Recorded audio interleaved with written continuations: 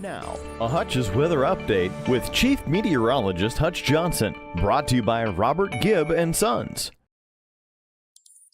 Hello, everybody. Thanks for joining me, meteorologist Hutch Johnson. A quick message from my sponsors at Robert Gibb and Sons.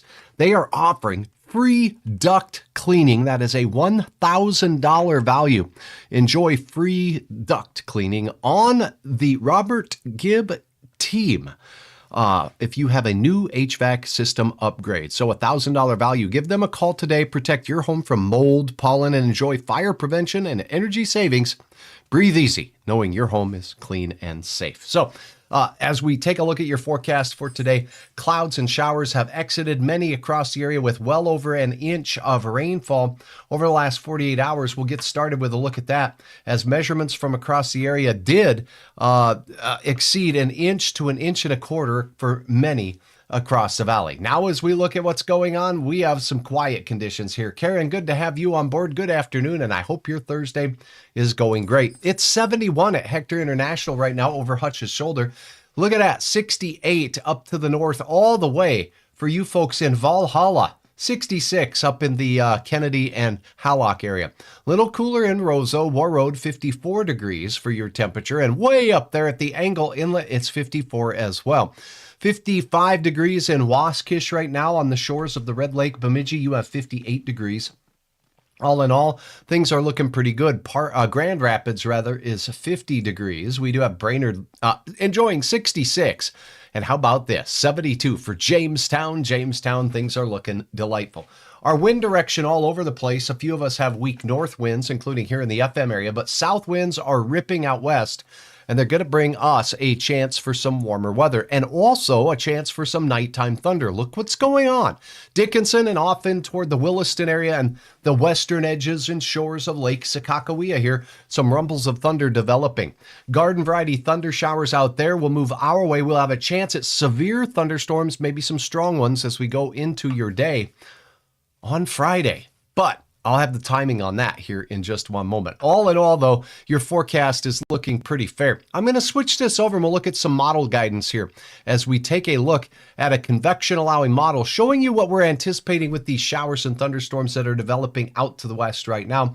Now we'll turn this on so you can take a look at the clock up above me right here. Okay, now we do have a few showers and some rumbles of thunder that are just developing out to the west. We'll go ahead and put this up here now. It's loading up. There we go.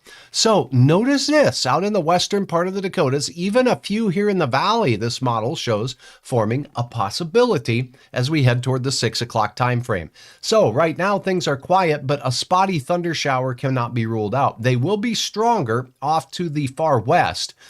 And as we head into the evening hours, those showers and thunderstorms, once we lose the heating of the day, the likelihood of anything being too strong will be pretty low. Now, this is 10 o'clock. Notice there are a band of showers possibly moving through the Red River Valley. The James River Valley seeing another band of showers all the way from, say, down near Grace and all the way up into the James River Valley and Jamestown area up to Minot. And another batch of showers moving through places like Freud, Culbertson, Brockton, Montana, and heading toward Williston. That's about the 9 to 10 o'clock time frame. Now, overnight, some of the activity from the west will make its way into the valley. This is the wee hours of the morning as you're rising and shining. Expect the chance of some morning showers of rain, locally heavy. If it's thunder showers, right, there could be some rumbles. But again, I don't anticipate strong or severe storms in the morning. Then as we head into the mid-morning hours, these quickly exit to the east. Now, we're going to be under the gun for some nice warm it up as we go through the day. But here's the round of storms that we're anticipating could be strong to maybe even severe. Let me show you the Storm Prediction Center's outlook as we take a look at your day for tomorrow.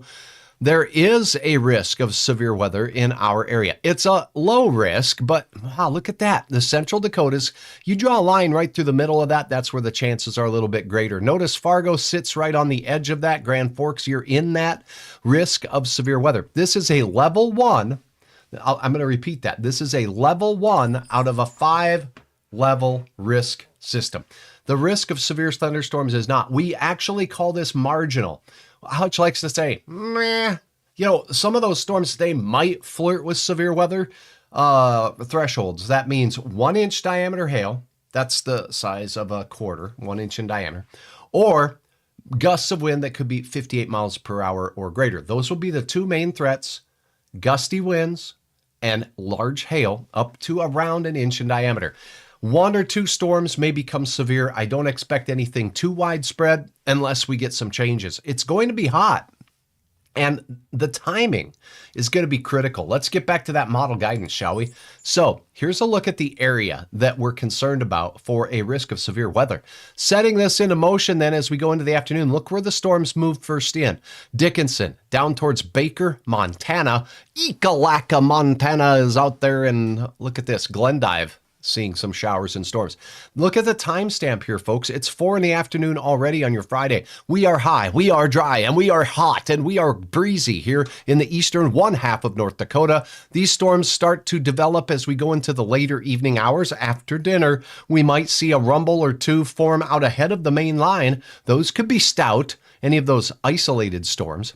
But here they are, marching their way through the central Dakotas as we go through 8 o'clock, the Devil's Lake Basin as we approach 9 o'clock, then the 11 o'clock hour, they finally work their way into places like Grand Forks, Grafton, Park River, up into the Cavalier and Walhalla area. Winkler, you have some sprinkles of rain, as is Winnipeg, as we go through the evening hours tomorrow. This is 11 o'clock at night and into the overnight.